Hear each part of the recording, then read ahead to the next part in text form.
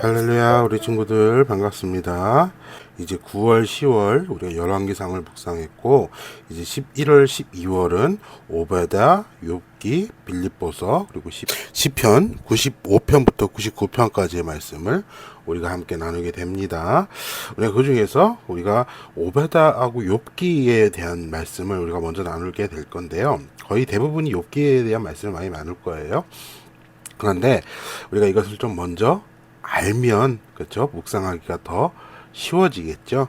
그래서 오바다와 욥기를 좀 먼저 우리가 한번 살펴보고자 합니다. 여러분, 오바댜는 선지자예요. 선지자. 어떤 선지자냐면 남유다의 선지자입니다. 뭐 학자들이 의견이 분분하긴 하지만 유다왕 여호람 시대, 그러니까 BC 848년에서 841년 사이를 보는 학자들도 있고, 또는 바벨론의 느부갓네살이 이제 유다를 침략해서 예루살렘을 함락시켰던 그 당시, 그러니까 BC 586년의 기록 연대로 보는 학자들이 있어요. 중요한 건 무엇이냐면, 지금 오베다가 활동했던 그 시대는 어떤 시대였냐면, 유다가 침략을 받아서, 유다가 침략을 받아서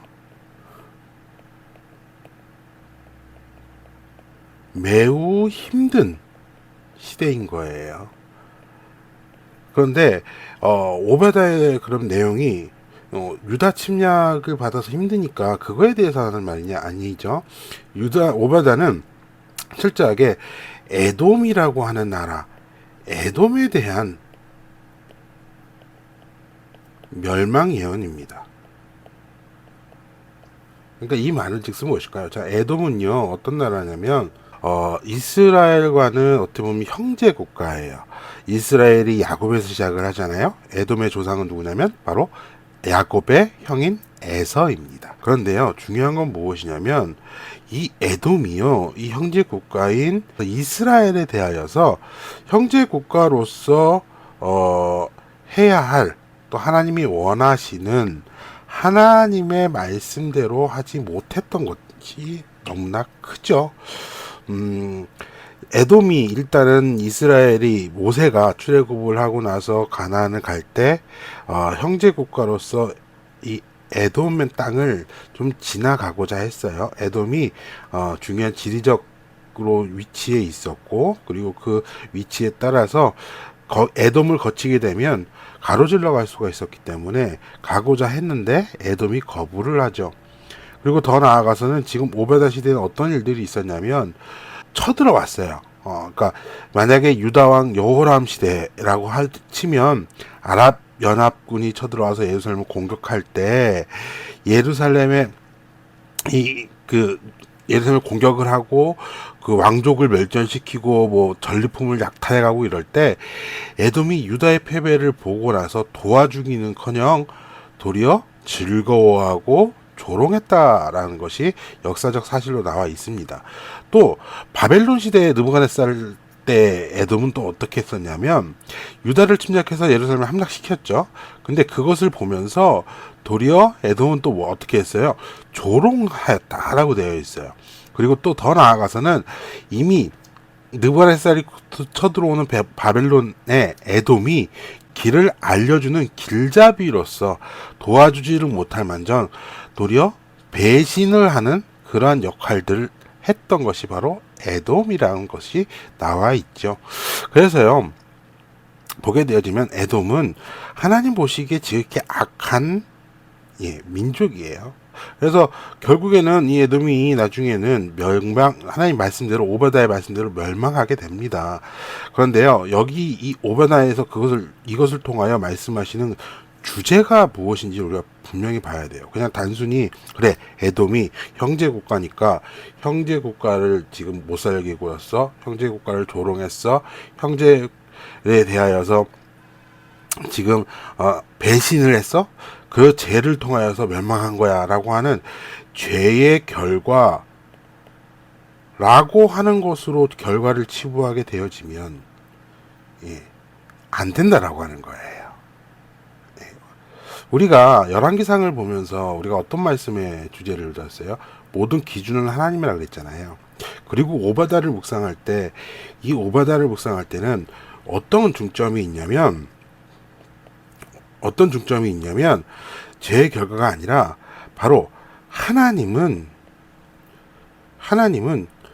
주권자라는 거예요.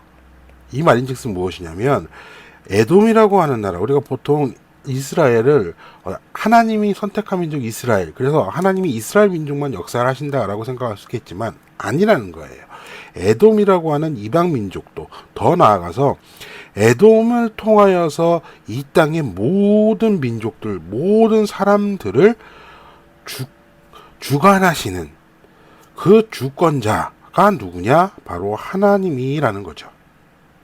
마찬가지로 욥기에서도 똑같은 주제를 가집니다. 여러분, 욥기는요 어떤 책이냐면, 자, 욥기 여기 보게 되어지면 욥기는 무엇으로 시작한다 그랬어요? 고난의 원인이 무엇인가 라는 거예요.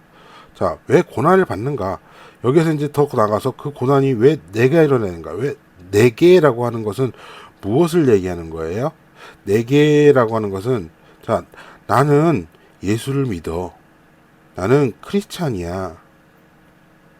더 나아가서는 나는 죄가 없는데, 잘못한 게 없는데, 근데 왜 내가 이렇게 힘들어? 라고 하는 의미인 거예요.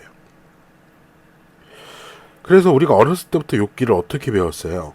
자, 의인이었던 욥이 심판하려고, 의인이었던 욥을 마귀가 시험하려고 하나님께 허락을 받죠. 그래서 그 고통을 받는데 그것을 다 이기면, 하나님께서 복 주신다. 그죠?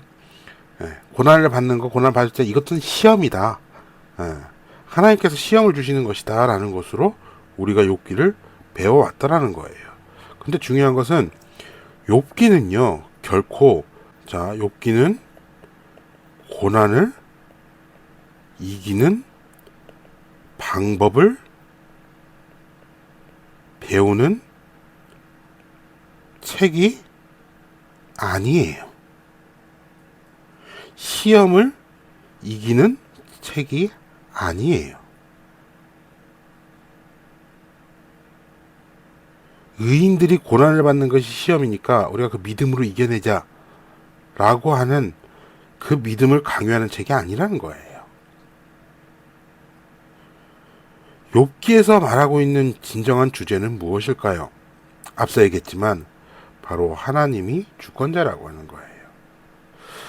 죄의 결과는, 고난은 죄의 결과라고 하는 것이 우리가 뭐 쉽게 생각할 수 있겠지만, 이것을 이제 좀 우리가 유식한 말로 신명기적 사상이라고 얘기해요. 여러분, 신명기, 구약시대 신명기에 보게 되어지면 신명기 말씀이 뭐예요? 내 말에 순종하면 형통할 것이고 내 말에 불순종하면 저주를 받을 것이라고 하는 거예요. 그러니까 그 저주라고 하는 고난이 불순종, 하나님 말씀에 불순종했기 때문이다 라고 하는 것이에요. 이것이 신명기적 사상인데, 이때 당시에, 욥기 되신 당시에 사람들이 기본적으로 가지고 있던 생각들이 뭐예요? 자, 모든 고난, 만약에 네가 지금 아픔이 있어, 네가 어려움이 있어, 그럼 그것은 너의 죄 때문이야 라고 하는 것이 그들의 생각이었다라고 하는 거예요. 이게 단순히 그들의 생각일까요? 우리도 마찬가지죠. 우리도 보면 어떤 일을 잘못했길래 무엇을 저렇게 그러니까 보통 그렇게 전생에 무슨 죄를 지어서 이렇게 힘들게 사는가 이렇게 얘기하잖아요. 마찬가지예요. 우리도 자꾸 이 신명기적 사상을 갖고 있어요. 어떤 고난의 결과, 고통의 결과, 또 시험. 자, 마귀가 와서 시험을 한다고 했으니까 이 시험이라고 하는 것을 뭘로 생각하냐면 우리가 잘 아는, 그죠? 테스트라고 생각을 해요. 그래서 하나님이 이 시험을 이기면 복을 주고 이 시험을 이기지 못하면 고난 가운데 있다, 저주가 있다, 하나님은 우리를 시험하시는 분이다 라는 것으로 생각을 한다는 거죠. 근데 이 두 개가 다 아니라는 거예요. 철저하게 욥기는요, 하나님께서, 자, 욥기 우리 보시게 되면 구성이 이렇게 나오죠. 의롭고 행복한 욥의 고난의 시작, 그죠? 욥의 한탄, 욥의 친구들 간의 논쟁들이 1차, 2차, 3차 있습니다. 그리고 나서 욥이 이제 혼자 한탄하는 거죠. 그 2차 한탄, 독백과 결백을 향한 아우성이라고 나오죠. 예, 그게 나오죠. 그리고 엘리후, 이 엘리후는 누구냐면 이 친구들과 논쟁하던 것을 바라보고 있던 주변에 있던 젊은이에요. 이 젊은이도 주장하는 것이 무엇이냐면 바로 신명기적 사상이죠. 그리고 나서 하나님께서 이제 욥에게 말씀하시는 거예요. 그 장면들의 모습이 나와 있어요. 근데 여기 보면 중요한 욥의 회개가 있습니다. 무엇일까요? 지금 자, 첫 번째로 잘못된 것, 첫 번째로 오해하는 것. 욥의 친구들의 논쟁은 욥의 친구들과 엘리후의 이야기는 뭐예요? 고난은 죄의 결과라는 거예요. 틀렸죠? 그리고 욥이 얘기하고 있는 건 뭐냐면 의인이 자신은 죄가 없다. 나는 죄가 없다. 나는 죄가 없는데 왜 나에게 이런 고통을 주시는가? 하나님은 그런 부당한 하나님인가? 라고 하는 것으로 하나님께 대들었어요. 그리고 그 가운데 가장 중요한 건 무엇이냐면 자, 하나님께 대들기 위해 부당한 하나님이라고 누가 그걸 결정했어요? 욥이 결정한 거예요. 스스로 판단하다라는 거죠. 스스로 판단하다라. 거기에 대하여 하나님께서 응답하시는 건 뭐예요? 네가 판단하는 것이 아니라 하나님이 기준이어서 하나님이 판단하시더라. 판단하는 것이다 라는 거예요. 그러니까 결국 욥기도 무엇을 얘기하는 거예요? 우리 아까 얘기했지만 욥기의 주제가 고난을 이기는 것이 아니라 철저하게 하나님의 주권을 인정하라라는 거예요. 여기 보게 되면 그러면 욥기를 통해 우리가 얻을 수 있는 교훈이 무엇일까? 고난을 만났을 때 나는 하나님과 어떻게 관계를 이어가는가 핵심이다라고 했어요. 하나님과 어떤 관계인 거예요? 고난을 만났을 때 하나님이 이 고난도 주권자로서 역사하시는 하나님의 주권을 인정하는 것, 하나님의 역사를 인정하는 것이죠. 그래서 이 또한 하나님께서 행하셨다. 이것이 굉장한 고백이 되죠. 실제적으로 우리가 우리 삶 속에서 그래요. 하나님, 그러니까 내가 좋아하는 거, 나한테 유익되는 거는 하나님 이거 해주세요. 하나님 나 이거 원해요. 아 이게 하나님의 뜻이에요. 내 것을 가지고 하나님의 뜻으로 스스로 판단하고 있지 않냐라는 거예요. 하나님의 주권, 하나님을 왕으로 인정한다고 얘기하고 하나님을 기준으로 인정한다고 하면서 나를 위해서 하지 않는가? 즉 하나님을 인정하지 않는가? 그래서 왜 나는 고난을 당하고 있는가라는 것을 통하여서 하나님께 대들고 있지 않는 우리의 모습이 있지 않는가라는 거죠. 그래서 오바다와 욥기는요 철저하게 키포인트는 하나님의 주권입니다. 모든 것이 하나님이 행하십니다. 지금 내 앞에 내가 원하지 않는 일들이 있다 할지라도 지금 내가 고통을 받고 있더라도 지금 내가 죽을 위기에 있다 하더라도 내가 억울하더라도 이 또한 하나님이 행하셨고 하나님이 이것을 이루신다. 뭐 어떻게? 모든 것이 협력하여 선을 이루는 욥기와 같이 나중에 복을 받잖아요. 우리에게 큰 은혜를 주시기 위한 것으로 하나님께서 이루신다라고 하는 거예요. 우리는 이것을 가지고 우리 오바다와 욥기를 묵상하게 됩니다.